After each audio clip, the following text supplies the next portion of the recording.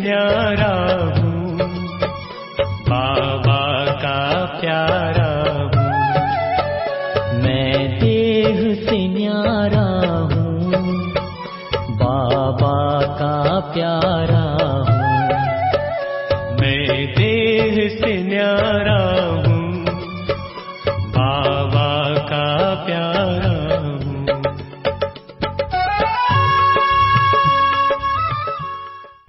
ओम शांति। अगर मनसा सेवा करनी है, योग का अभ्यास करना है, तो कारणों का निवारण करना है और समस्या का समाधान करना है, जिसको बाबा ने दूसरे शब्द में कहा नो प्रॉब्लम की स्थिति। जीवन में कारण तो सभी के जीवन में है, समस्या हर एक के जीवन में है, क्योंकि कलयुग को कहा जाता है समस्या का युग।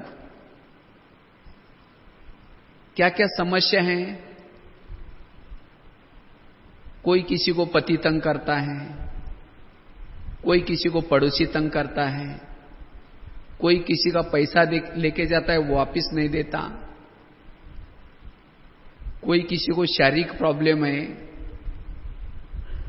किसी को अपने बच्चे तंग करते हैं। इस तरह से हर एक को कोई ना कोई समस्या जरूर है,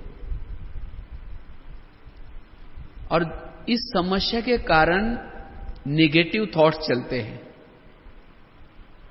इस समस्या के कारण मन कमजोर है, तो इसीलिए हमें इन समस्या का समाधान करना है।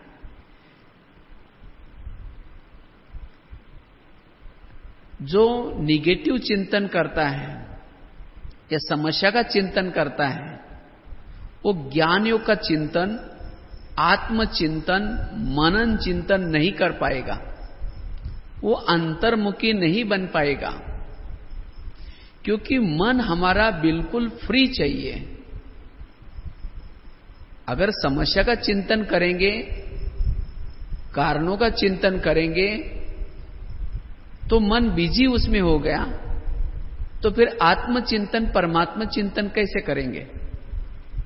इसलिए अगर हमें योगी बनना है, समस्याओं का समाधान करना है। और समस्या आती कहां से? हम दूसरे को दोषी बनाते हैं, इसके कारण ऐसा हो गया, इसके कारण ऐसा हो गया। वास्तव में समस्या हमारे ही कर्मों का फल है। समस्या हमारे ही कोई ना कोई जन्मों के कर्मों का फल है। समस्या किसी दूसरों ने नहीं दी। अगर आप करेले बोएंगे तो क्या उगेगा? करेले बोएंगे तो करेले ही उगेंगे।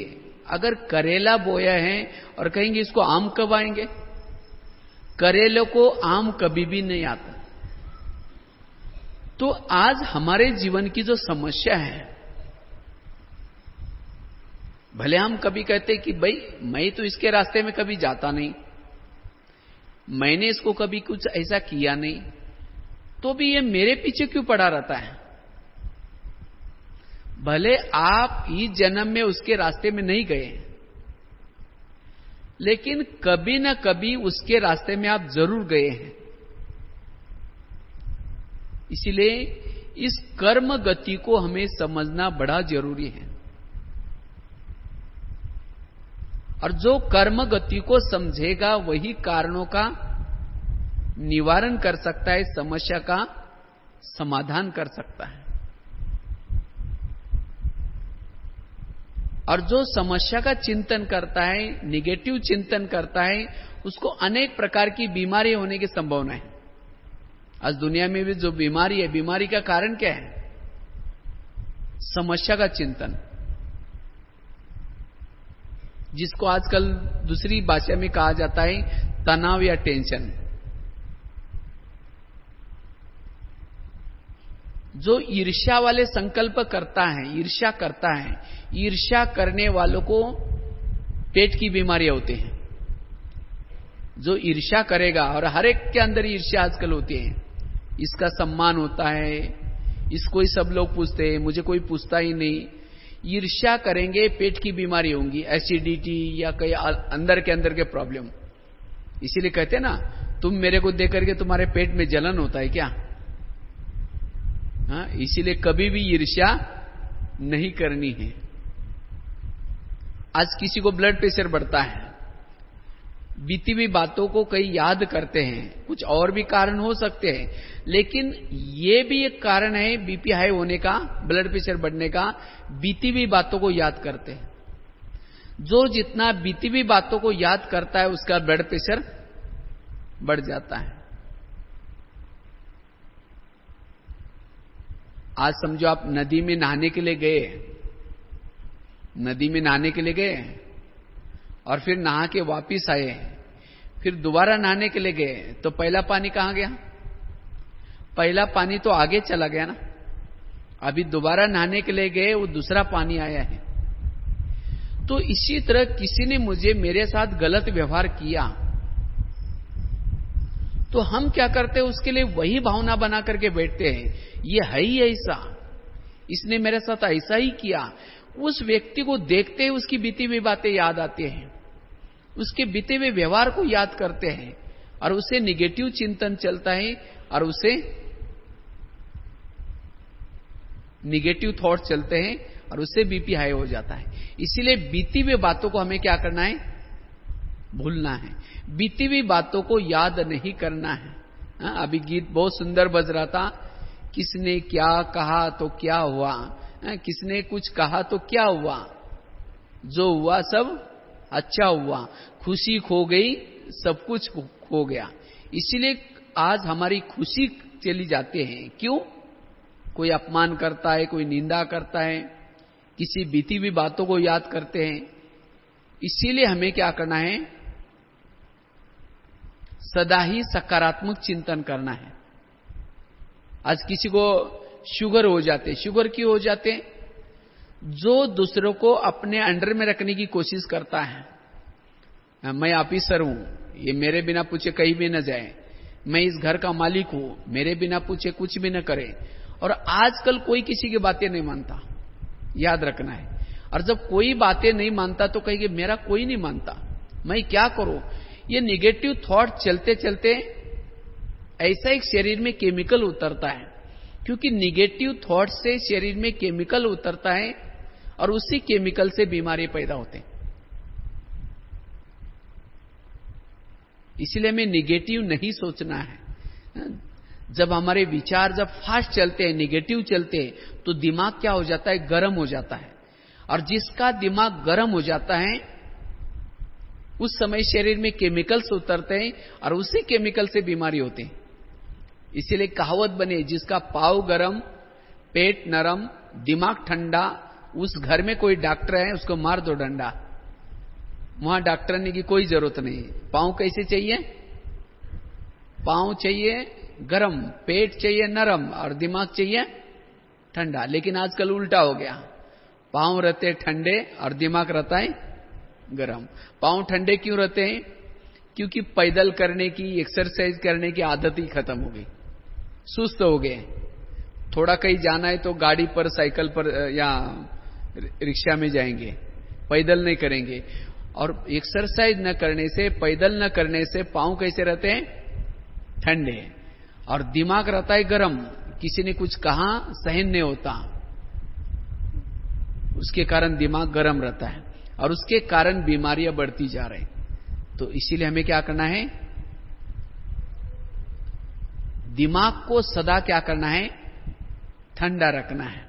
और दिमाग को ठंडा रखने के लिए कारणों का क्या करना है? निवारण। समस्या का क्या करना है? समाधान।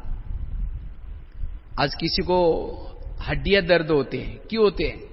जो अभिमान में चलता है, अकड़ करके चलता है, उसकी हड्डियां दर्द होती है, मसल्स दर्द होते हैं। आज किसी को दूर का कम दिखाई पड़ता है, क्यों? गुस्सा करेंगे। गुस्सा करने से अंदर से जो आंख है, आंख की पुतली के ऊपर प्रेशर पड़ता है और उससे वो पुतली फैल जाते, इसे दूर का कम दिखाई पड़ेगा। आज किसी को स्पॉन्डल दर्द होता है, स्पॉन्डलाइट दर्द होता है, क्यों? सब्जी लाने के लिए जा रहे हैं, लेकिन देखेंगे वो क्या कर रहे हैं, वो क्या कर रहे, इधर उधर देखते हुए जाएंगे, और इधर उधर देखते रहेंगे तो आगे चल करके उसको ऐसी एक बीमारी होगी जिसे स्पॉन्डल दर्द होना शुरू हो जाएगा। तो हमारी कोई ड्यूटी नहीं लगी इधर उधर देखने की, लेकिन आज एक दूसरों को देखने की आदत है। फिर आगे चल करके उसको ऐसा एक डॉक्टर पट्टी लगाता है, ना वो इधर देखेगा ना इधर, सीधा देखते हुए चलना पड़ेगा। फिर तो पहले से आदत क्या डालो, सीधा देखने की आदत डालो, इधर उधर को नहीं देखो। नहीं तो आज व्यक्ति के एक नेचर बने, क्या नेचर बने, दूसरों को देखने की। अब समझो एक ही काउंटर से भोजन लेंगे, लेकिन जब दूसरा सामने बैठता है उसके थाली में देखेंगे क्या क्या लाया उसने। भाई जहां से आपने लाया उसने भी कहां से लाया, वही से लाया, लेकिन दूसरे की थाली देखने की आदत। और जो दूसरों को देखता है वही तनाव में रहता है।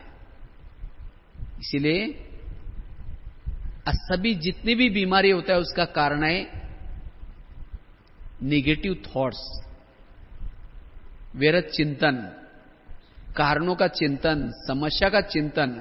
इसीलिए हमें क्या करना है, समस्याओं का समाधान करना है।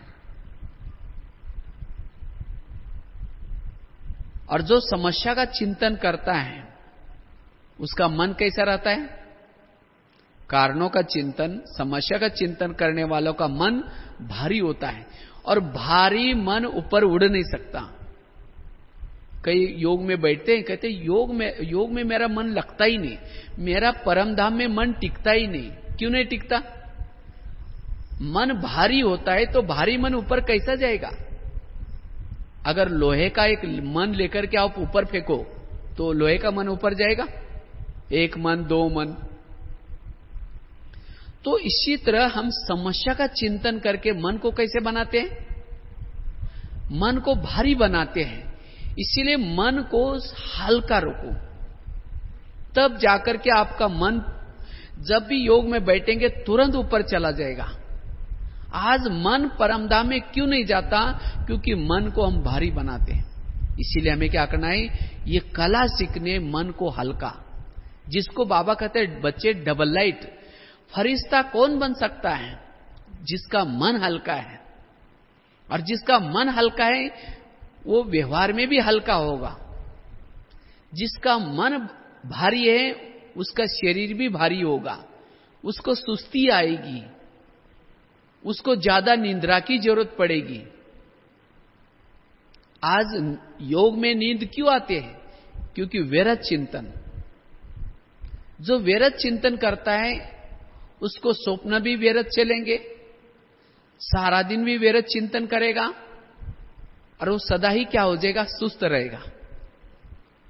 इसीलिए हमें क्या करना है, हल्के बनने के लिए समस्या का समाधान और कारणों का निवारण करना है। तो जीवन की समस्या आती कहां से है, जैसे पता ना, समस्या हमारे ही कर्मों का क्या है, फल है। हमने जरूर, आज मुझे कोई समस्या बनकर के मेरे सामने आता है तो जरूर मैंने भी उसके साथ ऐसा किया है। एक बहुत सुंदर एक एग्जाम्पल आप लोगों को सुना करके कर्मों की घुय्य गति को स्पष्ट करते हैं। इस संसार में जितनी भी समस्या आ रहे हैं, कारण आ रहे हैं, वो है कर्म। अभी कुछ दिन पहले हमने एक मराठी मैगजीन में एक बहुत सुंदर आर्टिकल लिखा था, और उसमें एक सत्य घटना लिखी थी। और ये घटना मुझे बहुत अच्छी लगती है, और इसी घटना से मेरे जीवन में कई बातें स्पष्ट हो गई। तो इस बात को आप अच्छी तरह ध्यान से सुनना, और इससे घटना से आपको पता चलेगा कि आपके जीवन की जो समस्या है वो समस्या कहां से आ रही। एक आगरा में एक पति पत्नी रहते थे, बहुत गरीब थे, झोपड़पट्टी में रहते थे। तो उनके पास एक मेहमान आया। वैसा वो मेहमान दिल्ली में खरीदारी करने के हिसाब से आया था, वो होलसेल व्यापारी था। तो जब वो दिल्ली में आया तो उसने अपने साथ में करोड़ों रुपए लाया था, क्योंकि कुछ पुरानी पुराना हिसाब देना भी था और बहुत सारा सामान उसको खरीद करना था। लेकिन जब वो दिल्ली में आया तो दिल्ली के सब दुकान उसी समय बंद थे। तो उस व्यापारी को लगता है मैं बैठे बैठे क्या करूं, चलो मैंने आगरा कभी गया नहीं, आगरा कभी देखा नहीं, चलो मैं जाकर के आगरा देख के आता हूं। तो व्यापारी क्या करता, आगरा देखने के लिए गया। तो सारा दिन उस व्यापारी ने आगरा घूम के देखा, लेकिन रात को उस व्यापारी को सोने का प्रॉब्लम हो गया। जिस होटल में जाता था, जहां भी जाता था, सब कहते भी हमारे होटल बुक है। तो उस व्यापारी को लगता है मैं रात को कहां सो जाऊं, अगर कहीं बस स्टैंड पर सो जाऊं तो मेरी बैग चोरी हो जाएगी, अगर कहीं स्टेशन पर सो जाऊं तो भी बैग चोरी हो जाएगी। तो अचानक उसको क्या याद आया, मेरा एक गरीब पति पत्नी मेहमान है, चलो मैं उनके पास जाता हूं। उनका एड्रेस भी था। वो व्यापारी क्या करता है, रिक्शा करके उस गरीब पति पत्नी के पास गया। तो जाकर के उसने उनके पास खाना खाया, उनके साथ बातें की, लेकिन सोने से पहले उसने क्या की, अपनी बैग खोली। जब उसने बैग खोली तो बैग के अंदर लाखों करोड़ रुपए थे। जब बैग खोली तो बैग के अंदर 50 के, 100 के, 500 के बहुत सारे बंडल उसने देखा, उस गरीब की पत्नी ने। तो गरीब की पत्नी को लगता है अरे इसके पास कितना सारा पैसा है, अगर इसमें से थोड़ा भी पैसा अगर हमारे पास आ जाए तो हमारी गरीबी क्या हो जाएगी, दूर हो जाएगी। तो रात भर उस गरीब की पत्नी को क्या होते, नींद नहीं आती।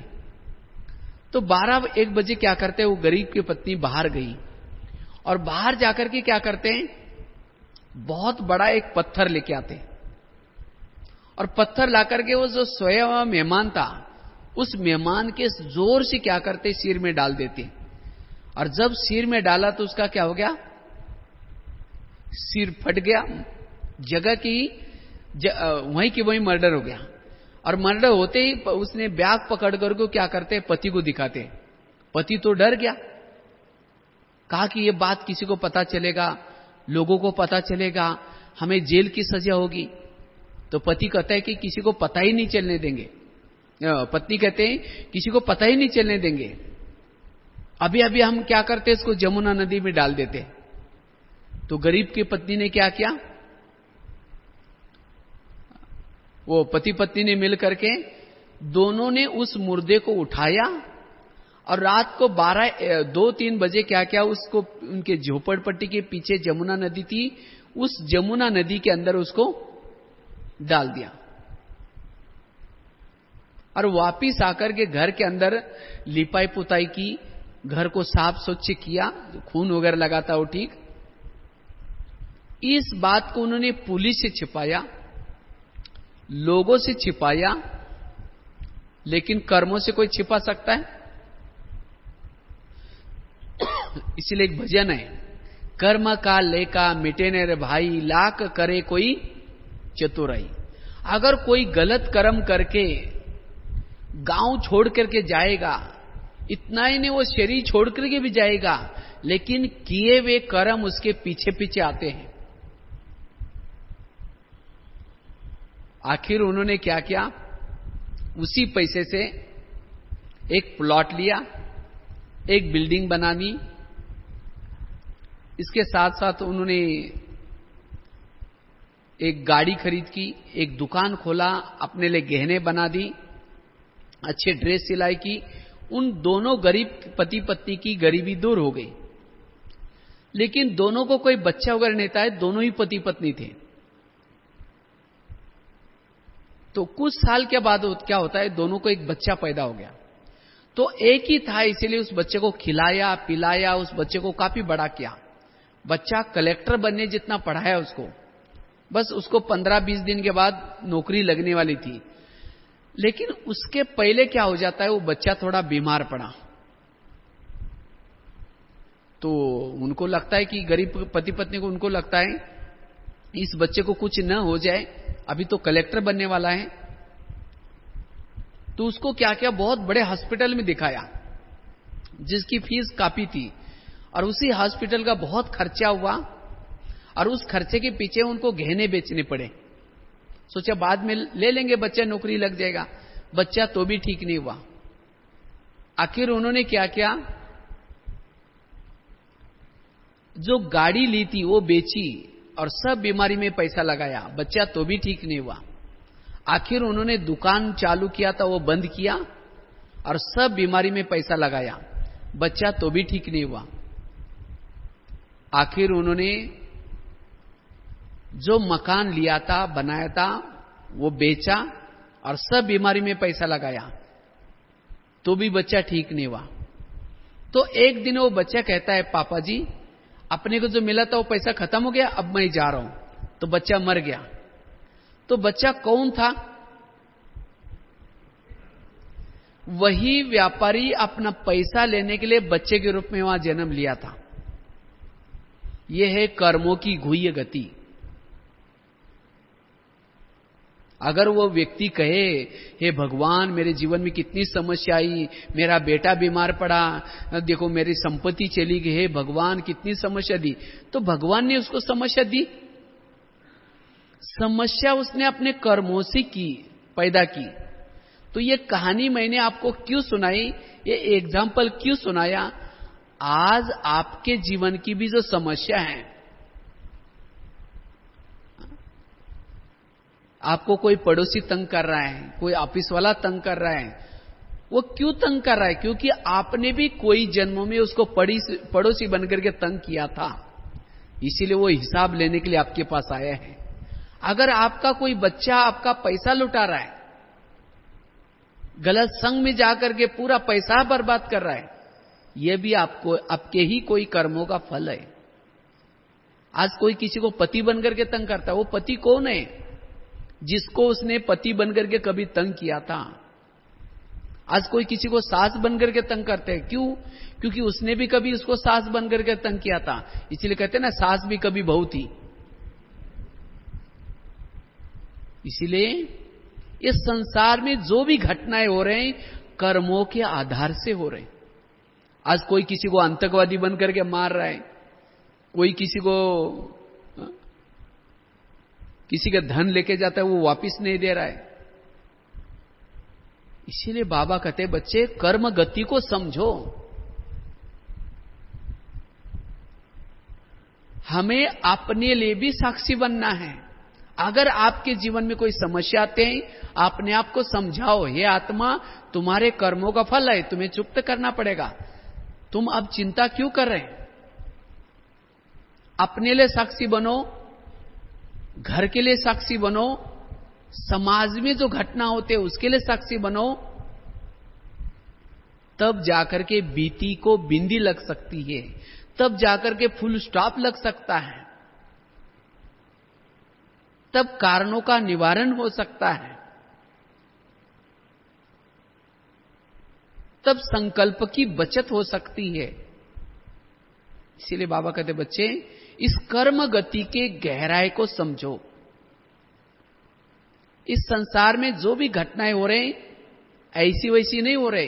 कोई किसी का बच्चा बनकर के आता है, कोई किसी को पड़ोसी बनकर के आता है, ये परिवार बनता है, कर्मों के आधार से बनता है। इसीलिए कर्म गति को समझना है। अभी तो कुछ नहीं आया, आगे चल करके ऐसी घटनाएं आएगी, ऐसी बातें आएंगी, जिन्होंने इस कर्म गति को नहीं समझा, वो ज्ञान होने के बाद भी दुखी रहेगा, परेशान रहेगा। इसीलिए बाबा कहते, बच्चे कर्म गति को समझो और सुखी बनो। समझो किसी ने गाली दी, तो जिसको कर्म गति का ज्ञान है, वो क्या समझेगा? अच्छा, इसका भी बहुत दिन का बाकी था, आज सुक्त हो गया, ये समझेगा। और जिसको ज्ञान नहीं, वो क्या समझेगा? इसने मुझे क्यों बोला, ये मेरे को ऐसा क्यों बोलता है, मैं भी इसको दिखाऊंगा। वो चिंतन करेगा, निगेटिव चिंतन करेगा। इसीलिए अगर ज्ञान होने के बाद भी मेरा फुल स्टॉप नहीं लगता, इसका मतलब मैंने ज्ञान को समझा ही नहीं, कर्म गति को समझा ही नहीं, मैंने ड्रामा को समझा ही नहीं। और जो कारणों का निवारण नहीं करेगा, समस्या का समाधान नहीं करेगा, उसका योग कैसा लगेगा? कहते ना योग में माया आती है। योग में माया आती है मतलब कोई राक्षस आकर के हिलाता है। माया क्या है? माया मतलब किसने कुछ कहा है, किसने कुछ बोला है, वही बातें आपके बुद्धि को परम धाम में बाबा के पास जाने नहीं देती, उसी बातों का चिंतन कराते हैं। जब योग में बैठेंगे, शुरू तो करेंगे, मैं आत्मा हूं, मैं शांत स्वरूप हूं, फिर कहे कि मेरे को उन्होंने क्यों बोला, मेरे को ऐसे क्यों बोला, फिर कहे कोई बात नहीं छोड़ दो, मैं आत्मा हूं, मैं शांत हूं, फिर कहे मेरे को क्यों बोला। तो योग कैसा लगेगा?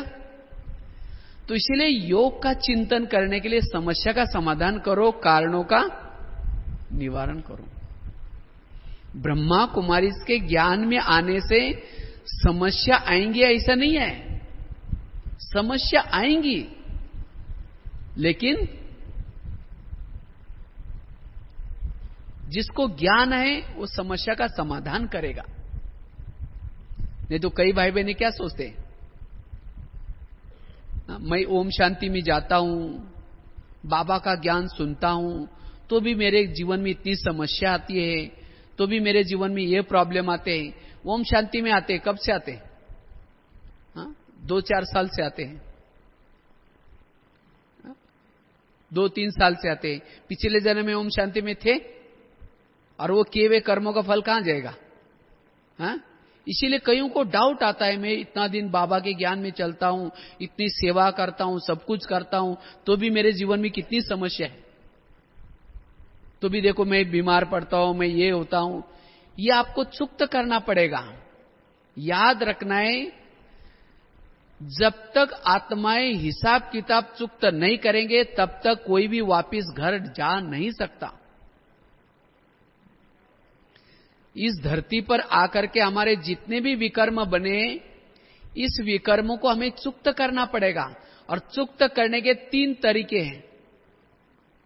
पहला तरीका है योग लगा करके। जितना योग लगाएंगे उतना हमारे अनेक जन्मों के केवे विकर्म पाप कर्म खत्म हो जाते हैं, हिसाब किताब खत्म हो जाते हैं। इसीलिए बाबा क्यों कहते हैं, बच्चे मुझे याद करो, मुझे याद करो। क्योंकि जन्म जन्मांतर के हमारे बहुत सारे विकर्म बने हैं। समझो कोई जन्म में आप राजा बने होंगे, कोई जन्म में आप राजा थे और किसी मंत्री ने आपको आकर के समाचार सुनाया कि इस व्यक्ति ने ऐसा ऐसा गलत काम किया, जबकि उस व्यक्ति ने गलत काम नहीं किया था, लेकिन उस मंत्री ने सुनी सुनाई बातों को आकर के आपको सुनाया और आपने उस मंत्री की बातें सुन करके क्या किया, निर्णय लिया कि इसको फांसी दिया जाए। और आपने फांसी दी तो उस व्यक्ति के मन में क्या आएगा, ये राजा है क्या है, मैं भी इसको दिखाऊंगा। फिर वही व्यक्ति कोई ना कोई जन्मों में आपका प्रतिद्वंदी बन करके आकर के आपको कुछ ना कुछ परेशान करता है। कभी आप राजा बने होंगे, कोई क्या बने होंगे, कभी किसी को तंग किया होगा, परेशान किया होगा। तो कितने सारे जन्मों के हमारे विकर्म हैं, वो कहां जाएंगे? इसीलिए बाबा कहते बच्चे जितना आप योग लगाएंगे, योग लगाने से आपके विकर्म क्या हो जाएंगे, दग्ध हो जाएंगे। इसीलिए विकर्म को खत्म करने का एक तरीका कौन सा है, योग। दूसरा तरीका है सहन करना। सहन करने से भी हमारे विकर्म विनाश हो जाते, याद रखना है। आपके सामने जितनी समस्या आती है, जितनी बातें आती हैं, जितना उसको सहन करेंगे उतने आपके विकर्म क्या होते हैं, विनाश हो जाते हैं। समस्या की बातों को सहन करो तो भी आपके विकर्म विनाश हो गए। इसीलिए उसको चिंतन नहीं करो, बदला नहीं लो, लेकिन क्षमा भाव, रहम भाव,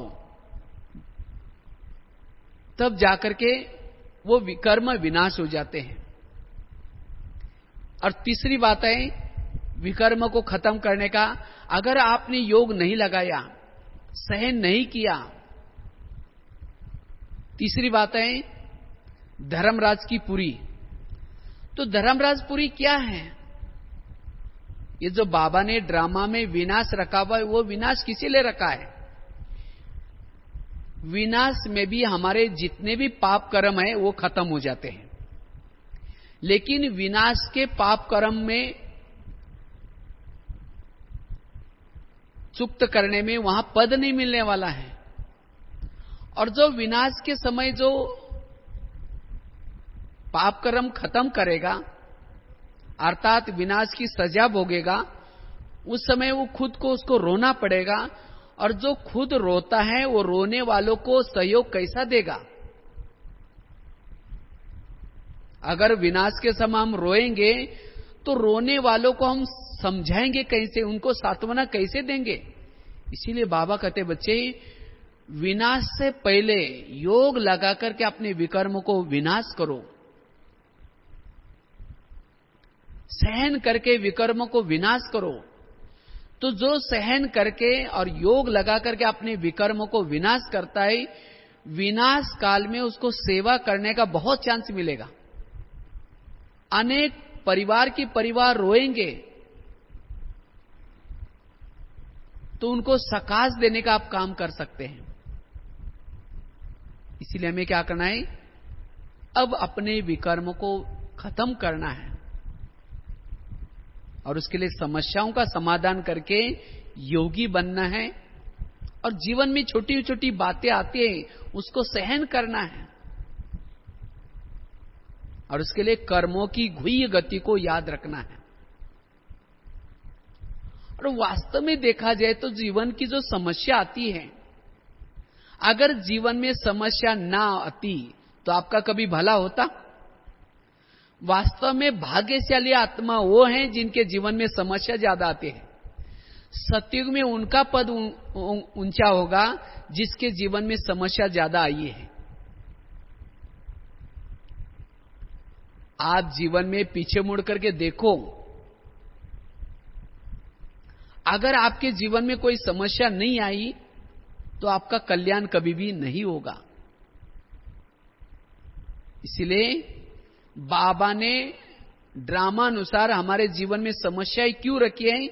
क्योंकि समस्या हमें अच्छाई की तरफ लेके जाते हैं।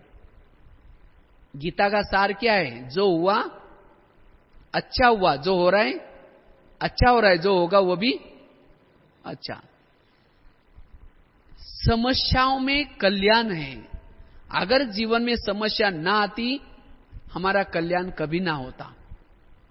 इसीलिए समस्या का समाधान करने का तरीका है, समस्या के प्रति पॉजिटिव दृष्टिकोण बनाओ। समस्या जो क्रिएट करते हैं उनके प्रति भी पॉजिटिव दृष्टिकोण बनाओ। लेकिन आज हम क्या करते हैं? जो मेरे जीवन में जो समस्या पैदा करता है उसके लिए हमारा दृष्टिकोण कैसा है? नेगेटिव।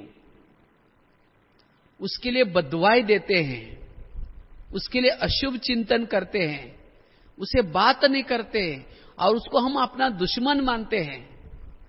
और इसीलिए योग कैसा लगेगा?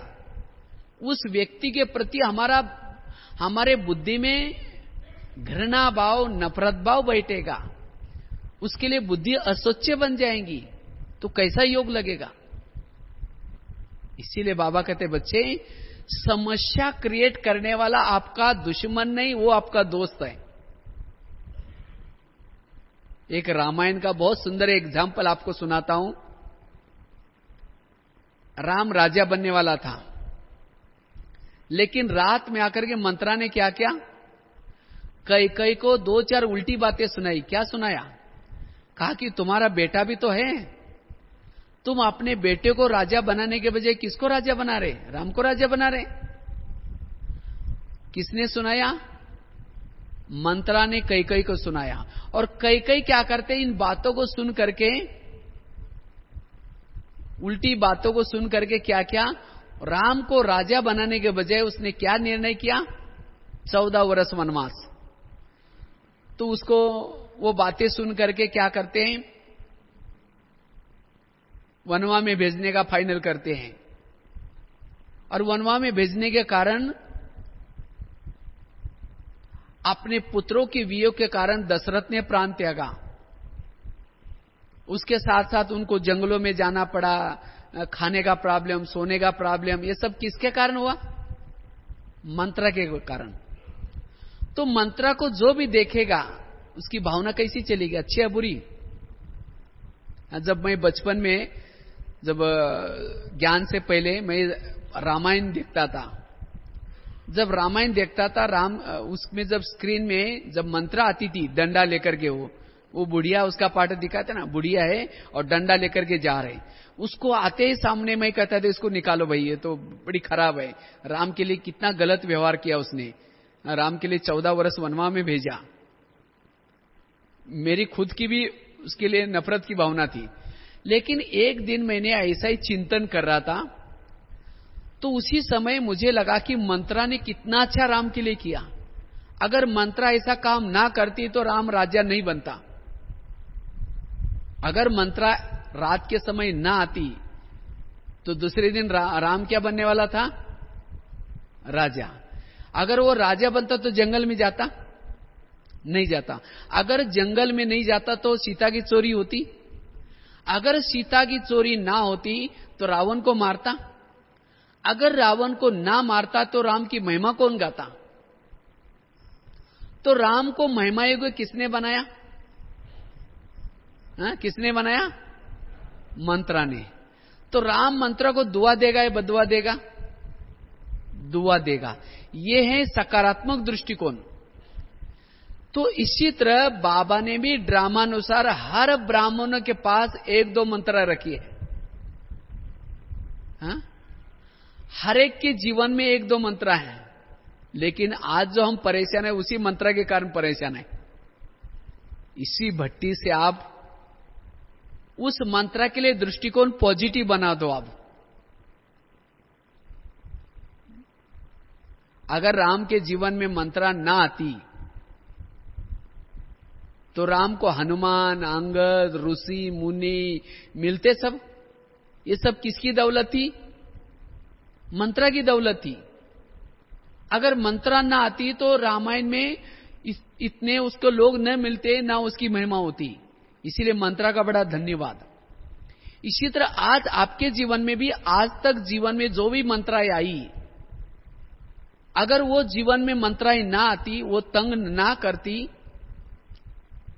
तो आपके जीवन में भी देखो आज आपको इतना अच्छा बाबा मिला, इतना अच्छा ज्ञान मिला, इतना अच्छा परिवार मिला। किसके कारण? आज तक जिन मंत्राओं ने तंग किया, परेशान किया, विघन डाला, उन सब के कारण। इसीलिए कभी शांति से बैठ करके, आज जब योग में बैठेंगे तो जिन मंत्राओं ने आपको परेशान किया, जिन लोगों ने आपको तंग किया, उन सभी को थैंक्स दो। उनको कहो कि अगले कल्प में भी आप हमें तंग करने के लिए जरूर आना, क्योंकि आप लोगों के कारण हमारा कितना भला हो गया।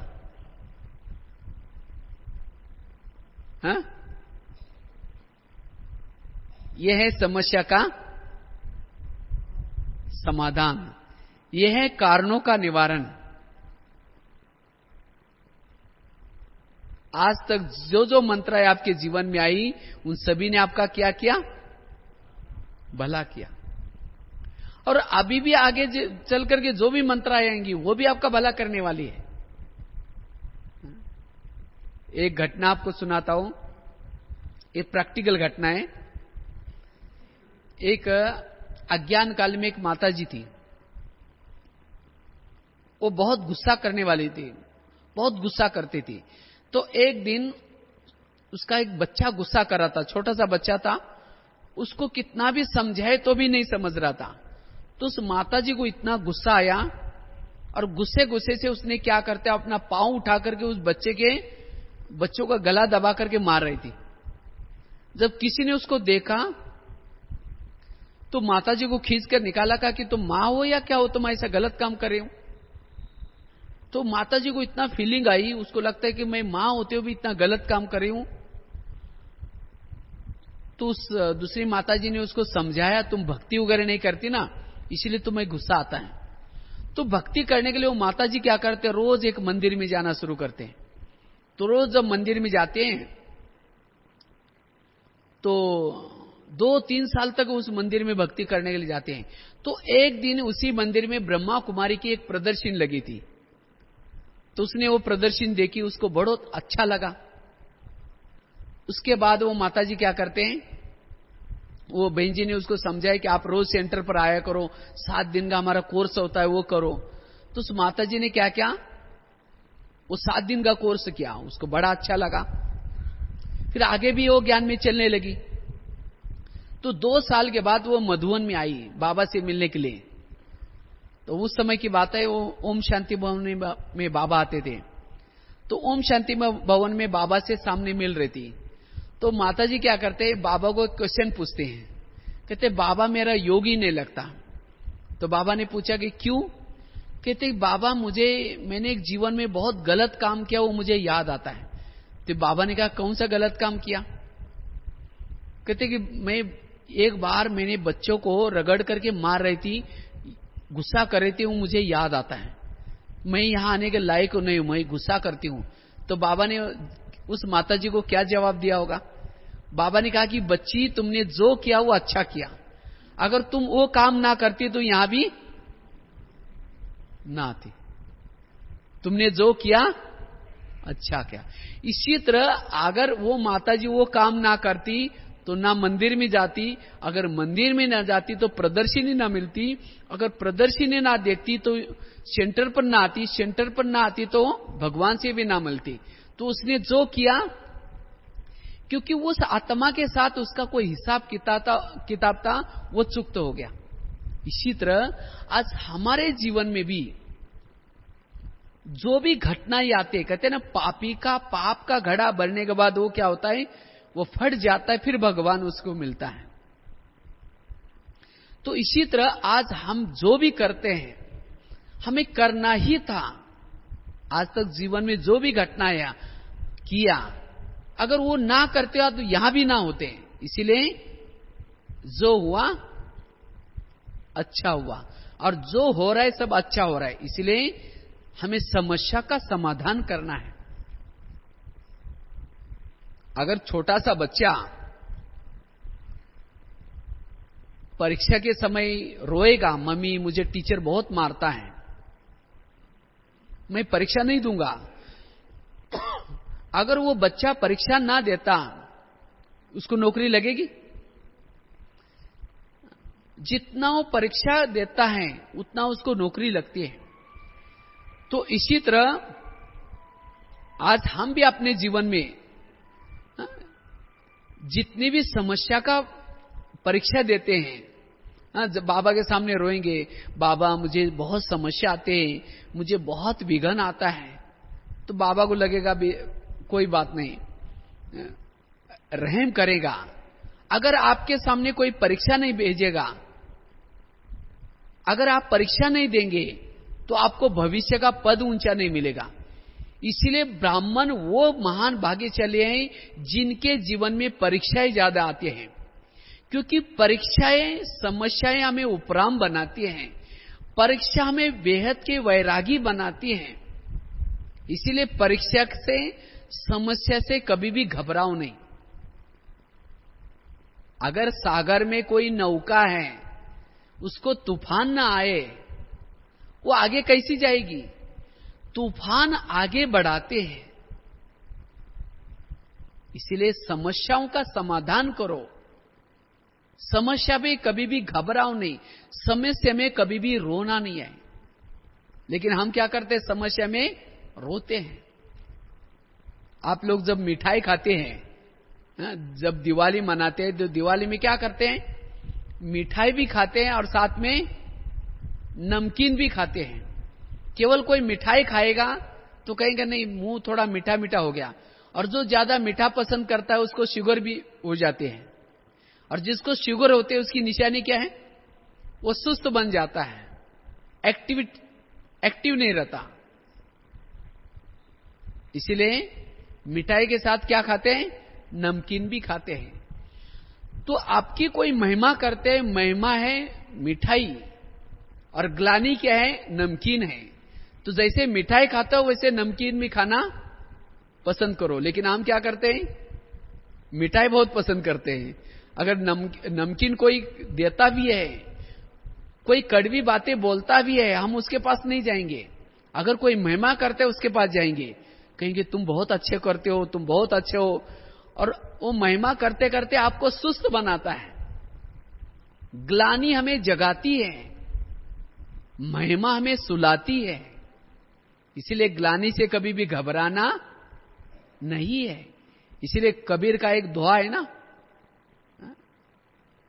निंदक हमारे कुछ ऐसा दोहा है, वो बिना साबुन से आपको क्या कर रहे हैं, साफ कर रहे हैं। लेकिन हम क्या करते हैं, निंदक से दूर रहते हैं। लेकिन नहीं, निंदक के नजदीक जाओ। निंदक आपके अंदर की बुराई बताता है। इसीलिए हमें समस्या से घबराना नहीं। जो समस्या पैदा करता है उसके प्रति अपना दृष्टिकोण पॉजिटिव बनाना है। अगर जीवन में समस्या ना आती, हमारा कल्याण कभी ना होता। हमारा काम है प्रभु का चिंतन करना, और प्रभु का काम है भक्तों के जीवन में जो समस्या आते हैं, जो विघ्न आते हैं, उसका समाधान करना। लेकिन हम क्या करते हैं, हम समस्या का चिंतन करते हैं। फिर प्रभु क्या करेगा, अच्छा ये मेरा काम ये कर रहा है, मैं बीच में क्यों जाऊं।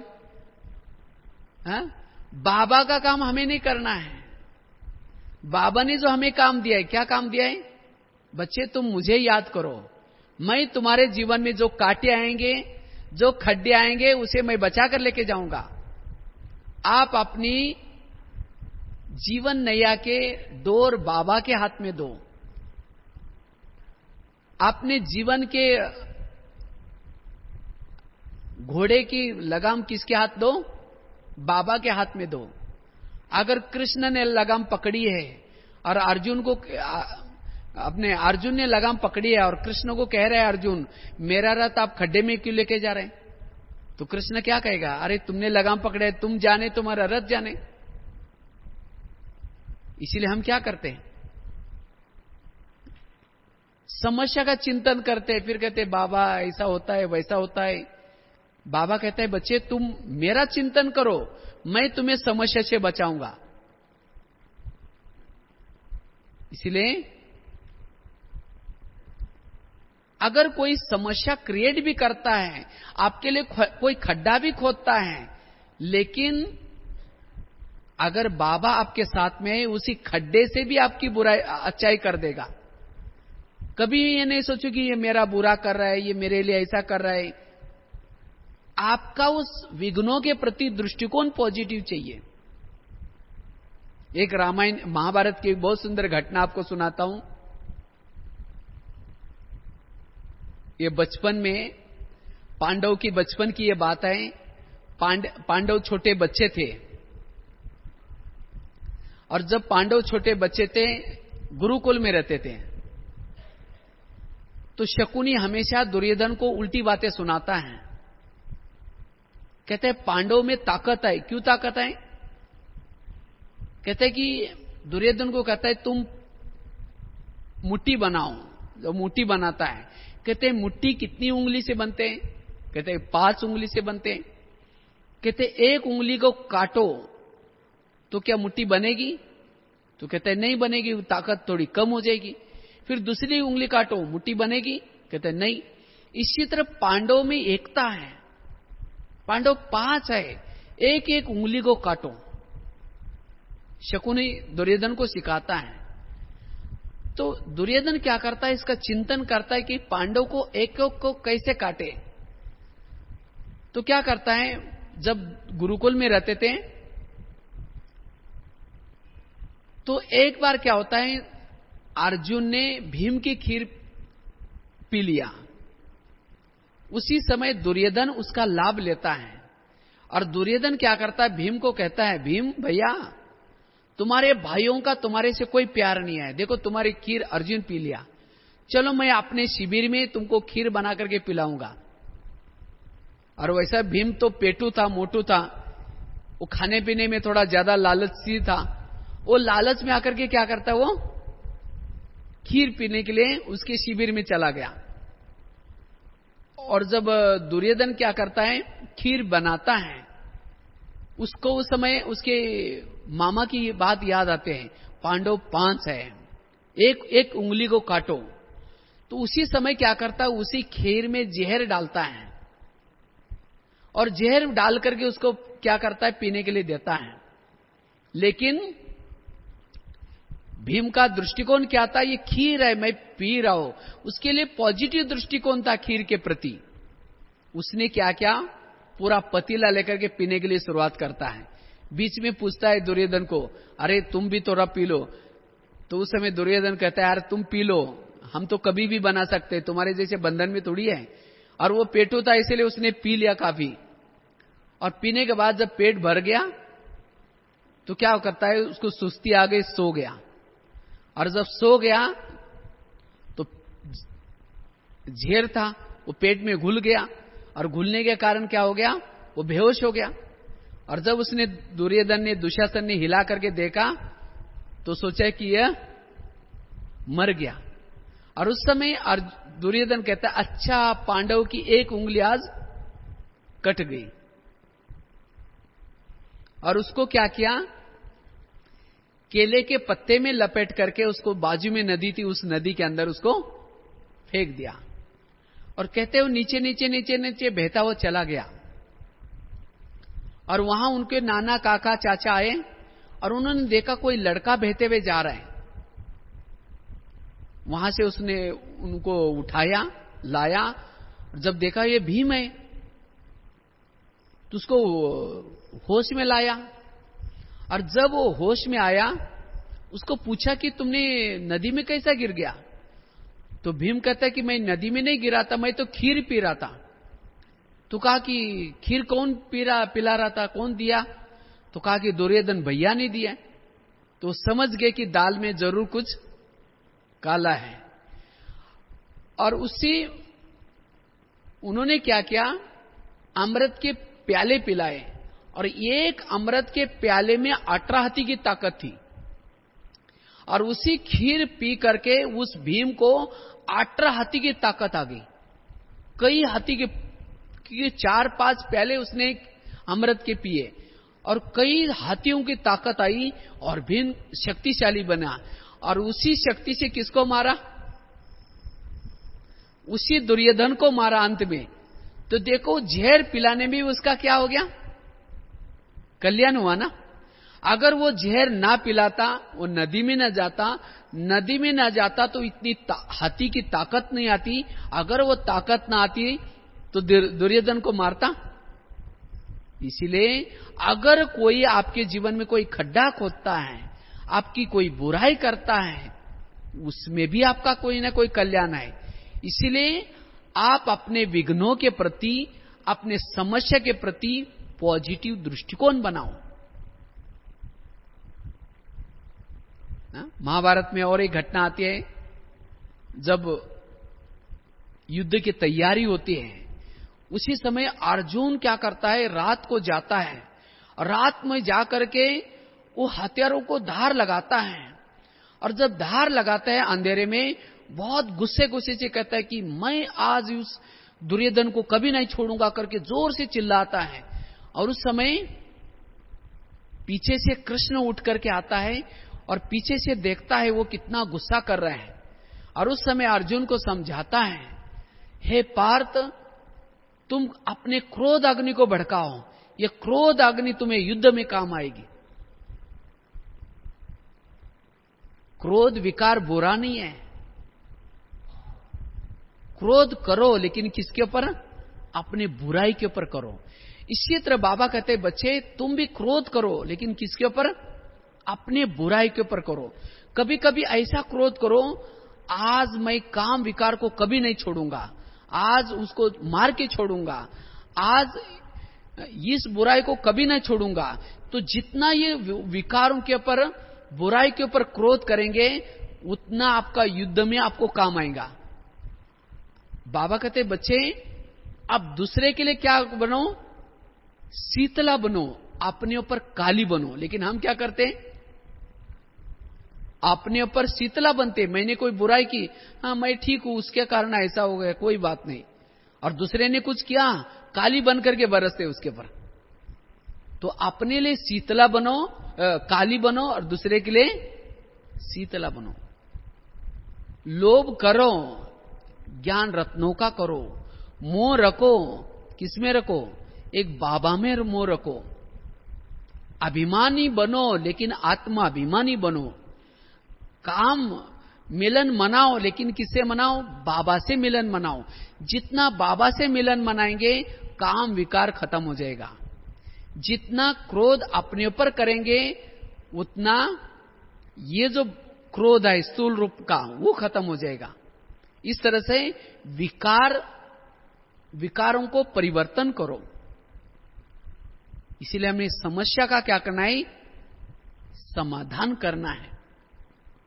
समस्या के प्रति अपना दृष्टिकोण पॉजिटिव बनाना है। जीवन में जो भी समस्या आते हैं, कल्याण के लिए आते हैं। और एक आपको घटना सुनाता हूं। अगर समस्या डालने वाले आपके जीवन में ना होते, आपका कल्याण कभी ना होता। और जो ऐसा दृष्टिकोण बनाता है, वही जीरो बन सकता है। 18 जनवरी की बाबा की मुरली थी। 40 वर्ष के उपलक्ष्य में शुभ चिंतन बनो, चिंतक बनो, शुभ चिंतन करो, शुभ वृत्ति से शुभ वायुमंडल बनाओ। जो समस्या का समाधान करना जानता है, वही शुभ चिंतक कर सकता है, वही शुभ चिंतन कर सकता है। मुरली के चिंतन को, सोमानों को चिंतन को, आत्म चिंतन को, परमात्मा चिंतन को कहेंगे शुभ चिंतन। किसी के व्यर्थ चिंतन को, पर चिंतन को, किसी के बुराई को, बीते हुए व्यवहार को जो याद करता, उसको कहेंगे अशुभ चिंतन। और जो अशुभ चिंतन करता है, वो अशुभ चिंतक बनेगा। और जो अशुभ चिंतक बनता है, उसकी वृत्ति अशुभ बनती है। और जिसकी वृत्ति अशुभ है, वो वायुमंडल भी अशुभ फैलाता है। और जो वायुमंडल को अशुभ फैलाता है, वो जीरो नहीं बन सकता, आत्माभिमानी नहीं बन सकता। और जो आत्माभिमानी नहीं बनेगा, जीरो नहीं बनेगा, वो ड्रामा में हीरो नहीं बन सकता। इसलिए अगर हीरो बनना है, ऊंच पद प्राप्त करना है, समस्या के प्रति दृष्टिकोण पॉजिटिव बनाओ, तब आपका चिंतन शुभ चलेगा। इसीलिए इसी भट्टी से हमें समस्या का समाधान करना है। बाबा को धन्यवाद दो, बाबा को तो और कहो, बाबा मेरे जीवन में आज समस्या भेज देना, मेरे जीवन में प्रॉब्लम्स भेज देना। हा? और प्रॉब्लम का चिंतन कौन करता है? मन करता है। तो मन को ऑर्डर बना दो, हे मन, मैं राजा बैठा हूं, तुम्हें सोचने का कोई अधिकार नहीं है। लेकिन आज क्या हो गया? मन सोचता है, मन चिंतन करता है। समझो कोई पड़ोसनी है, और उसी पड़ोसनी को किसी माता ने आकर के गाली दी। उस समय उस माता जी का कोई बच्चा भी है। अगर समझो कुछ वो बच्चा जाकर के माता जी को कहेगा, मेरे को आप क्यों बोला ऐसा, मेरे मम्मी को ऐसा क्यों बोला, तो माता जी क्या कहेगी? बेटा उसने मुझे बोला, तुम कुछ नहीं बोलो, मैं बैठी हूं। अगर कोई गाली देता है, गाली किसको देता है? आत्मा को देता है या मन को देता है? मालिक कौन है इस शरीर का? आत्मा है। लेकिन मन रूपी बच्चा क्या बोलता है? उसने मुझे क्यों बोला, वो मुझे ऐसा क्यों बोलता है? उस समय आत्मा रूपी मां का मन रूपी बच्चों को समझाना का फर्ज है, हे मन, उसने मुझे बोला, तुम चिंता नहीं करो। तो मन को असुच स्थिति में लाना है। मन को कहो कि तुम समस्या का चिंतन नहीं करो, समस्या का चिंतन मैं देख लूंगा, तुम्हें सोचने की कोई आवश्यकता नहीं। इसलिए हमें समस्या का समाधान करना है। तो समस्या जो क्रिएट करता है, उसके प्रति अपना दृष्टिकोण पॉजिटिव बनाओ। तो मैं घटना सुनाने जा रहा था। एक परिवार था, जिस परिवार में 2 बच्चे थे, एक बाप था और एक माता जी थी। बस 3-4 का एक परिवार था। तो उस परिवार में कोई बच्चे छोटे थे, तो बाप क्या करता है, अपनी थोड़ी सी खेती थी और उस खेती के अंदर पेड़ लगाए थे, फलों के पेड़। तो उसी ताजे ताजे फलों को क्या करते हैं, बेचते बाजार में, और जो भी पैसा आता है उसे दाल चावल रोटी ला करके अपना शरीर का निर्वाह चलाते हैं। ऐसा कई दिन तक बीतता है। तो बच्चे थोड़े बड़े हो गए, उन बच्चों को पढ़ाने के लिए अमेरिका में भेजा। बच्चे पढ़ लिख करके वापिस आए, और वापिस आकर के नौकरी करने के बजाय वो क्या करते हैं, अपने बाप को मदद करते हैं, वही काम करते हैं, खेती में जाते हैं, फलों को तोड़ते हैं और ला करके बाजार में बेचते हैं, और जो भी सामान खरीद करके क्या करते हैं, अपना घर चलाते हैं। तो एक उनका मेहमान था। उस मेहमान को लगा इनके तो अभी बच्चे बड़े हो गए होंगे, उन्होंने बिल्डिंग बनाई होंगी, बहुत बड़ा बंगला बनाया होगा, चलो मैं उनको देखने के लिए जाता हूं। वो मेहमान क्या करता है, उनको देखने के लिए आता है, लेकिन उन्होंने क्या देखा, उनका वही पुराना मकान, छोटा सा झोपड़पट्टी है, और वही चल रहा है। उनको लगता है कि ये ऐसा क्या करते हैं। तो उसने 2-4 दिन रह करके उनको देखा नजदीक से। तो क्या देखा, रोज सवेरे उठते हैं, वो खेती के फल को तोड़ते हैं और बाजार में बेचते हैं, और वही पैसा ला करके अपना घर चलाते हैं।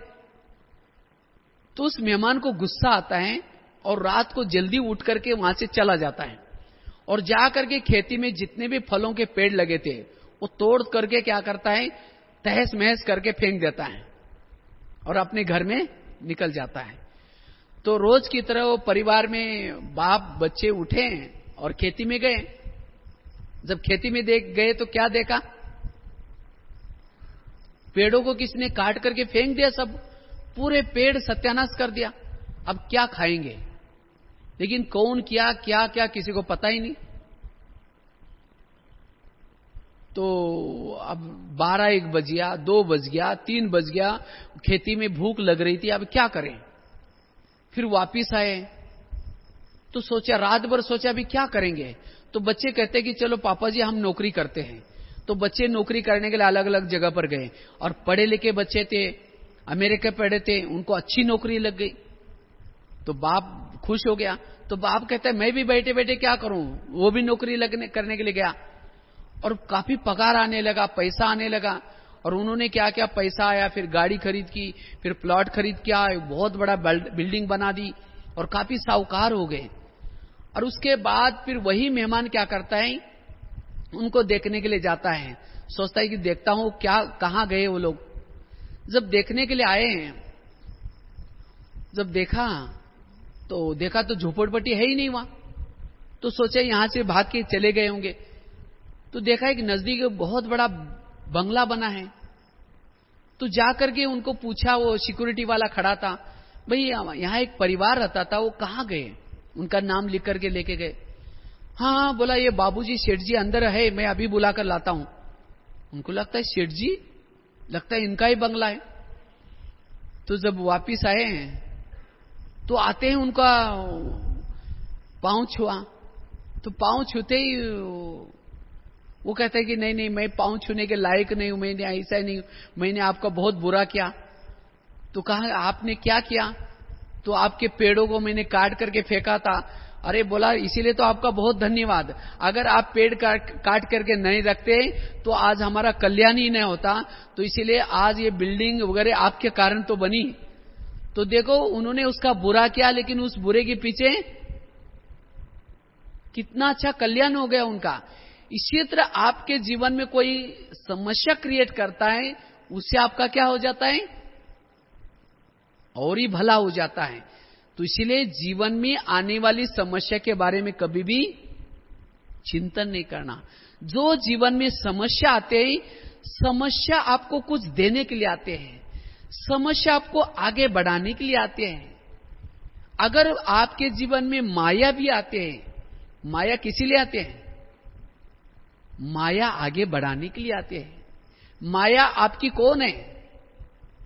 बाबा की तो माया बेटी है, तो आपकी कौन लगी? आपकी तो बहन होगी, क्योंकि आप बाबा के बच्चे हैं। तो बहन कभी भाई का बुरा नहीं करती। इसीलिए माया इसीलिए आते, जब आप योग नहीं लगाते, आप शांति से बैठते, थप्पड़ लगाने के लिए आते हैं। कहते तुम संगम युग चल रहे, तुम शांति से बैठे हो, तुम योग लगाओ, तुम थोड़ा कुछ पुरुषार्थ करो। इसीलिए विघ्न समस्या में अलर्ट करने के लिए आते हैं। इसीलिए कभी भी घबराना नहीं है। इसीलिए भाग्यशाली आत्मा वो है जिसके सामने समस्या आते हैं, लेकिन समस्या के प्रति अपना दृष्टिकोण पॉजिटिव बनाओ। जो समस्या क्रिएट करते हैं उनके प्रति दृष्टिकोण पॉजिटिव बनाओ। एक एग्जाम्पल आपको सुनाता हूं। एक महाराष्ट्र के एक संत थे जिनका नाम था संत तुकाराम महाराज। वो बहुत भक्ति करते थे। तो एक बार क्या हुआ, गली गली सभी लोगों ने पकड़ करके उसको कहा कि तुम भक्ति वगैरह छोड़ो, क्योंकि उन्होंने एक नया पंथ चालू किया था, विठल पंथ। तो गांव के लोगों को पसंद नहीं था, तो भी किसी के कहने से वो नहीं छोड़ता था। तो गांव के गली के लोगों ने क्या किया, उस संत को पकड़ा, तुकाराम महाराज जी को, और उनको क्या किया, गले में सब्जी की माला पहना दी, बैंगन, टमाटर, आलू, मटर, सभी सब्जियां, और उनका मुंह काला करके उनके बाल उतार दिए और उनके ऊपर हल्दी का लेप लगा दिया। और वो संत तुकाराम महाराज जी को एक गधे पर बिठा दिया, और वो भी उल्टा मुंह करके बिठाया, और उस गधे को पकड़ करके क्या किया, गली गली में घुमाया। पीछे बच्चे लोग चिल्लाते थे तुकाराम महाराज जी की जय, और उसकी पूरी बदनामी कर दी। इतना भी नहीं छोड़ा, जहां उनकी पत्नी रहती थी वहां तक लाया। और जब उसकी पत्नी घर से बाहर आई तो पत्नी ने जब ये देखा क्या ये तमाशा चल रहा है, उसको बहुत इंसल्ट फील हुआ, उनको बहुत गुस्सा आया, और सभी को गाली देना शुरू करते हैं। जब गाली देना शुरू करते हैं, तुकाराम महाराज अपनी सब्जी की माला दिखा करके पत्नी को कहते हैं, इनको गाली क्यों दे रहे हैं? ये लोगों ने अपने लिए 8 दिन के लिए सब्जी ला कर दी है। और कहा कि इनको गाली क्यों दे रहे हैं? मैंने तो अपना गांव देखा ही नहीं था, कामों में इतना व्यस्त रहता हूं, आज ये लोगों ने मुझे गली गली का घर घुमा करके लाया, इसीलिए उनको गाली मत दो, उनको चाय पानी पिलाओ। और कहा कि इनको गाली क्यों दे रहे, मेरे सिर में फोड़े हो रहे थे, तो आज ये लोगों ने मेरे बाल उतार करके क्या किया, हल्दी लगाया, औषध किया, उनको गाली मत देना। और कहा कि जिस समय मेरी शादी हुई थी उस समय बारात नहीं निकली थी, आज ये लोगों ने मेरी क्या निकाल दी, बारात निकाल दी, इनको गाली क्यों दे रहे। और कहा कि जिस समय ये लोग मुझे घुमाने के लिए लेके गए थे उस समय धूप बड़ी तेज थी, और तेज धूप में ये लोगों ने कुछ नहीं पहना था। मेरे को तो कुछ नहीं हुआ क्योंकि मैं आराम से गधे पर ऊपर बैठा था, मेरे पांव भी गर्म नहीं हुए, तो इनके लोग गाली क्यों देते हैं। तो देखो समस्या का उसने क्या किया, यह है समस्या का समाधान, यह है कारणों का निवारण। इसीलिए हमें भी क्या करना है, कारणों का निवारण करना है। और जो कारणों का निवारण करेगा, समस्या का समाधान करेगा, उसको सहन करने का गुण आएगा, उसके अंदर सहन शक्ति आएगी। और जिसके जीवन में सहन शक्ति इस ज्ञान मार्ग में आते हैं, बाकी गुण ऑटोमेटिकली आते हैं। सहन शक्ति इस ज्ञान मार्ग का फाउंडेशन है। जिसके अंदर सहन शक्ति आते हैं उसके अंदर शांति आती है, उसके अंदर धैर्यता आती है, उसके अंदर एकाग्रता आती है, उसके अंदर अंतर्मुखता आती है। और याद रखना है, सहन शक्ति योग का फाउंडेशन है। अगर योगी बनना है, सहन शक्ति का गुण बड़ा जरूरी है, लेकिन आजकल ब्राह्मणों में सहन शक्ति की कमी होती जा रही है, और इसीलिए गुस्सा आता है, और इसीलिए योग नहीं लगता। इसीलिए बाबा कहते बच्चे, ये समस्या माया भी क्या कर रहे हैं, काम क्रोध रूप में नहीं आ रहे हैं, वो आपको समस्या के रूप में आते हैं। और जब समस्या आती है तो फिर काम क्रोध लोग पैदा होते हैं। इसीलिए हमें क्या करना है, कारणों का निवारण करना है। और जिसके पास सहन शक्ति ज्यादा आते हैं, जो ज्यादा सहन करता है, वो जीवन में बड़ा बनेगा। बड़ा बनना है सबको। अगर बड़ा बनना है तो कौन सा गुण चाहिए, सहन शक्ति का गुण चाहिए। जैसे दही बड़ा बड़ा बनाते हैं, दही बड़ा बड़ा कैसे बनता है, सबने खाया दही बड़ा। दही बड़ा बड़ा कैसे बनता है, उसकी मैं किचन में सेवा करता हूं, इसीलिए मुझे पता है उसकी विधि क्या है। बड़ा कितना सहन करता है, तब जाकर के क्या बनता है, बड़ा बनता है। रात को उड़द की दाल को पानी में भिगोते हैं, सवेरे उसको क्या करते हैं, मिक्सी में पीसते हैं। तो पीसते समय उस दाल ने क्या किया, सहन किया। फिर आटे को लेकर के फेंटते रहते हैं। कब तक फेंटते हैं, उसको ग्लास लेंगे और ग्लास के अंदर क्या करते हैं, वो आटा फेंटा हुआ आटा डालते हैं। जब तक वो पानी के ऊपर तैरेगा नहीं तब तक उसको फेंटते हैं। अगर आटा डालते ही पानी में डूब जाता है, उसको वड़ा नहीं बनेगा, वो सख्त बनेगा, वो नरम नहीं बनता हूं। इसीलिए क्या करते हैं, जब तक उसको फेंटते हैं जब तक पानी के ऊपर न तैरे। उसके बाद क्या करते हैं, फिर गरम गरम तेल के अंदर डालते हैं। तेल को भी सहन करता है, फेंटा सहन किया, पीसा सहन किया, गरम तेल को सहन करता है। फिर बाद में क्या करते हैं, उसको वड़े को जब करारा बन जाता है, लाल बन जाता है, तो उस वड़े को लेकर के ठंडे पानी में डालते हैं। फिर ठंडे पानी से निकाल करके दोनों हाथों से दबाते हैं। तो दबाते समय भी क्या किया, उसने सहन किया। अगर वड़े को दबाते समय वो टुकड़े टुकड़े हो जाए, उसको मेहमानों को खिलाएंगे, उसको मेहमानों को नहीं खिलाएंगे, रिजेक्ट कर देते। जो दबाने के बाद जो साबुत रहता है वो खाने में अच्छा रहता है और उसको ही मेहमानों को खिलाते हैं। और जो दबाने के बाद जो साबुत जो बनता है रहता है, उसको क्या करते हैं, एक प्लेट में रखते हैं, फिर दही डालते हैं, फिर इमली की चटनी डालते हैं उसके ऊपर। इमली की चटनी में भी काला नमक, सफेद नमक, चीनी का बोरा, उसके बाद लाल मिर्ची, बहुत सारी चीजें होते हैं, काला नमक, सफेद नमक, सभी चीजें डालते हैं। और उसके बाद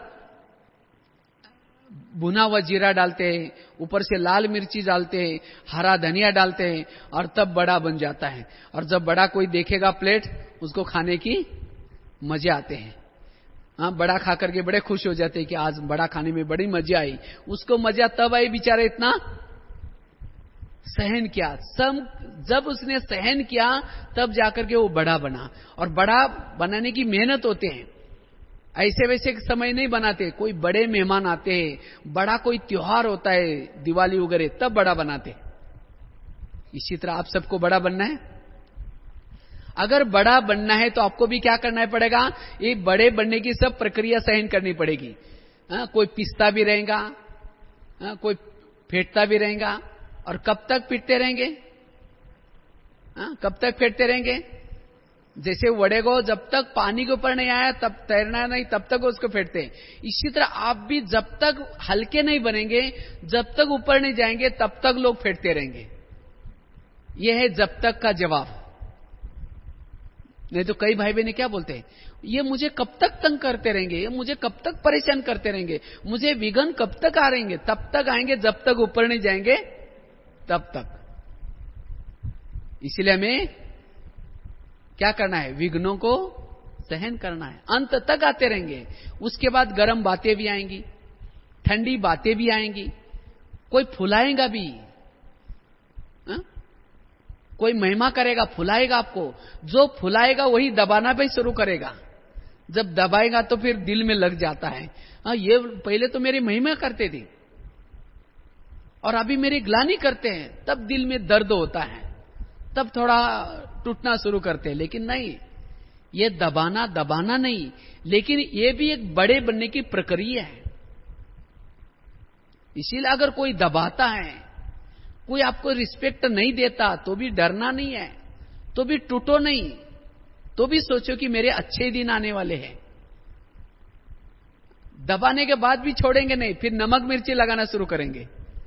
नमक मिर्ची अर्थात आपकी बातों को उल्टी सुल्टी सुना करके बड़ों को सुनाएंगे, अपनी कंप्लेन करेंगे, कहेंगे मैं तो ऐसा है ही नहीं, तो भी मेरे बारे में ऐसा ये सुना रहे, सुनाएंगे, तब भी सहन करना है। और जब आप इस सभी प्रोसेसर को सहन करेंगे तो अंत में क्या कहे जाएंगे? बड़े।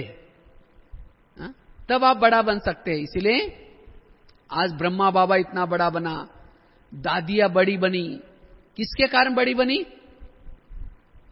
उन्होंने सहन नहीं किया। आज कहानियां सुनो ना, कितनी सारा सहन किया। इसलिए हमें भी क्या करना है? सहन करना है। कईयों को क्या लगता है, बाबा बड़ा अच्छा है, लेकिन परिवार, ब्राह्मणों के साथ रहना, ब्राह्मणों के संगठन में रहना बड़ा मुश्किल है। इनकी बात, एक ज्ञानी होने के बाद भी ऐसा करता है, ज्ञानी ऐसा करता है, तब जाकर के टूटते होता है। लेकिन नहीं, हमें हर बात को क्या करना है? हिसाब किताब है। ब्राह्मणों के तो बहुत हिसाब किताब आपस में। सबसे ज्यादा हम किसके साथ रहे? ब्राह्मणों के साथ तो रहे। इसीलिए सहन करके उसको चुक्त करो। अगर सहन नहीं करेंगे तो वो हिसाब किताब विनाश काल में चुक्त करना पड़ेगा। इसीलिए अगर ब्राह्मण कोई कहता है, ये भी आपको सहन करना है, टूटना नहीं है, दिल शिकस्त नहीं होना है। एक बार कहते हैं, एक जगह पर एक लोहे का लोहार था और उसी के बाजू में एक सोने वाला दुकान था, सोनार भी था। तो लोहार क्या करता है, बड़ा हथौड़ी लेकर के वो लोहे को पीटता रहता है। उसका आवाज आता है ना, घन घन करके आवाज आता है। तो एक दिन क्या होता है, लोहे का टुकड़ा टूट करके वो सोनार के दुकान के पास गया। तो सोने का टुकड़ा लोहे के टुकड़े को पूछता है, क्या बात है भाई, आप बहुत जोर जोर से चिल्लाते हो, उसका आवाज आता है ना। तो लोहे का टुकड़ा सोने के टुकड़े को बोलता है, चिल्लाओ नहीं तो क्या, तुमको तो पराई मारते, मुझे तो अपने ही मारते, इसीलिए मैं चिल्लाता हूं। क्योंकि लोहे को कौन मारता है? लोहा मारता है। और सोने को कौन मारता है? सोने का हथौड़ा। सोने वाला जो सोनार होता है, उसके बाद हथौड़ा किसका होता है? लोहे का होता है।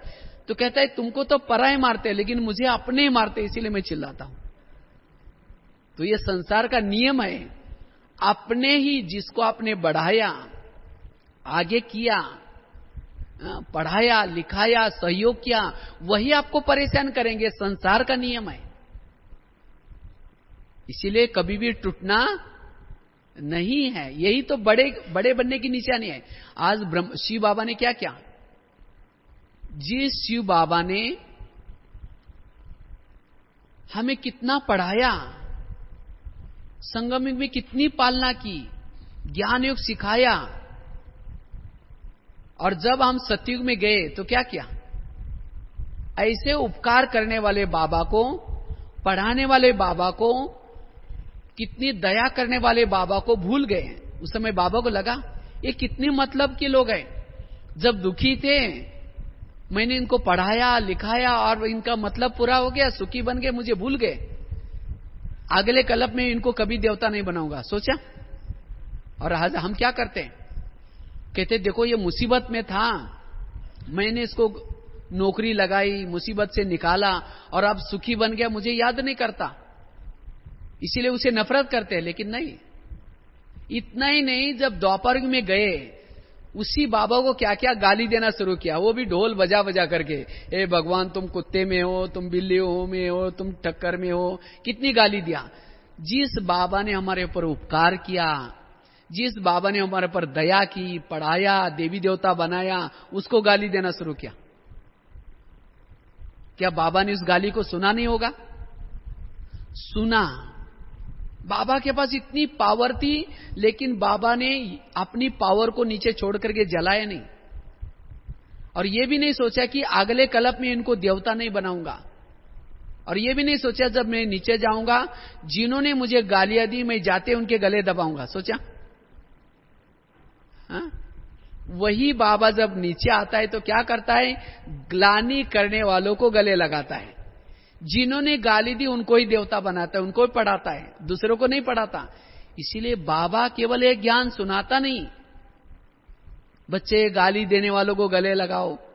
बाबा ने करके दिखाया है।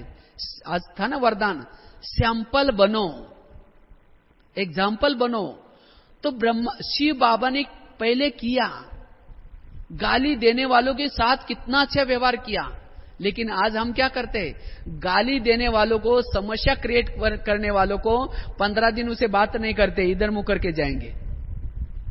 हा? आज बाबा ने ऐसा किया, जब मधुवन में बाबा से मिलने के लिए जाते हैं तो बाबा जब सामने कोई जाता है तो कहता है यार तुम चले जाओ, तुमने बहुत गालियां दी थी, तुम जाओ, ऐसा बोलता है। तो बाबा का कितना अंदर से प्यार है हर एक के साथ। अगर बाबा ने उस बातों को दिल में रखता तो बाबा का प्यारा अनुभव होता।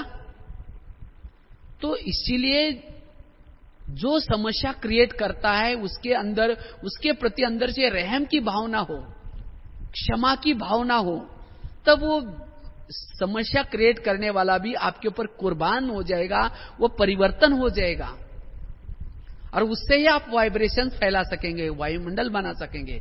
इसीलिए अभी हमें इसी भट्टी से समस्या का क्या करना है, समाधान करना है, कारणों का निवारण करना है और बिल्कुल हम हल्के बनना है। और जब हल्के बनेंगे तब योगी बन सकेंगे। समस्या का कोई चिंतन नहीं करना। अगर आपका मन किसी के बारे में कहता है ये व्यक्ति है ही ऐसा, तो मन को क्या समझाओ, हे मन तुम भगवान से समझदार बने हो। भगवान तो कहता है मीठे बच्चे, प्यारे बच्चे, और तुम ऐसे व्यक्ति के बारे में ऐसा सोच रहे। इसलिए हे मन, तुमने मुझे बहुत धोखा दिया, तुम हमें मुझे धोखा नहीं देख सकते हो, तो इसलिए तुम सबके लिए अच्छा सोचो। इसलिए हमें क्या करना है, समस्याओं का समाधान करना है। शिव बाबा के अंदर सबसे ज्यादा सहन शक्ति है, ब्रह्मा बाबा के अंदर भी सहन शक्ति है, और इसीलिए बाबा नंबर 1 पूजनीय बने। इसलिए जिसके पास सहन शक्ति ज्यादा है वही पूजनीय बन सकता है। लेकिन सहन शक्ति का गुण आने के लिए समस्या का समाधान और कारणों का हमें क्या करना है, निवारण करना है। इसके बाद आप जब भी योग लगाने के लिए बैठेंगे अब आकर के, तो जो जो आपके लिए समस्या क्रिएट करने वालों के प्रति आप क्या करेंगे, शुभ भावना रखेंगे और उनको धन्यवाद देंगे। तो उनको कहो कि अगले कल्प में भी आप तंग करने के लिए जरूर आना, और आप लोगों के तंग करने के कारण हमें वैराग आया, हमारी शांति भंग हो गई, हम इसीलिए शांति ढूंढते ढूंढते हम ब्रह्मा कुमारी आश्रम में पहुंचे। तो हमें कितना अच्छा ज्ञान, कितना अच्छा परिवार मिला। तो इसीलिए आप जरूर तंग करते रहना, आपका हमारे से, इसीलिए थैंक्स, आपके बारे में मेरे मन में कुछ नहीं। तो ये आपकी वाइब्रेशन उस तंग करने वाले के पास जाएगी और वो क्या करेंगे, आपको फिर कहेंगे अरे मैंने उसको बहुत तंग किया, मैं उसको अभी कभी तंग नहीं करूंगा। तो वो व्यक्ति भी आपके लिए बदल जाएगा, उसकी भावना भी बदल जाएगी। जैसा आप सोचते वैसी उसकी भावना भी बदल जाएगी, और तब जाकर के आप हल्के बन सकेंगे। इसलिए कारणों का निवारण और समस्या का समाधान ये बहुत जरूरी है। इसके तो बहुत एग्जाम्पल्स है, ये तो 3-4 घंटा भी क्लास करो तो भी लंबा है, लेकिन यहीं पूरा करेंगे क्योंकि उसके बाद फिर आगे का भी कार्यक्रम है। और मेरे जीवन के भी कई ऐसे एग्जाम्पल्स हैं। केवल मैं आपको सुना ही नहीं रहा हूं कि कारणों का निवारण करो, तो मैं कभी बीच में वो भी एग्जाम्पल कभी सुनाऊंगा। मेरे जीवन को मेरे जीवन में जितनी समस्या आई, उन समस्या ने मुझे आगे बढ़ाया। आप लोगों ने वैसा मेरा अनुभव भी पढ़ा होगा ज्ञानामृत में, कैसी कैसी मेरे जीवन में समस्या आई। तो सचमुच उस समस्या को मैं धन्यवाद देता हूं। लेकिन ब्राह्मण बनने के बाद भी मेरे जीवन में बहुत समस्या आई, लेकिन उसी समस्या ने मुझे महारथी बनाया। इसलिए समस्या और कारण ये महान बनाते हैं। इसीलिए आप कारणों का निवारण करो, समस्या का समाधान करो, तब आप बंधन मुक्त बन सकते हैं, तब जीवन मुक्त बन सकते हैं, तब आपकी अशरीरी अवस्था बन सकते हैं, तब आपके संकल्प समर्थ बन सकते हैं। इसीलिए इसी क्लास से हमें यही प्रेरणा लेनी है, हमें कारणों का निवारण करना है।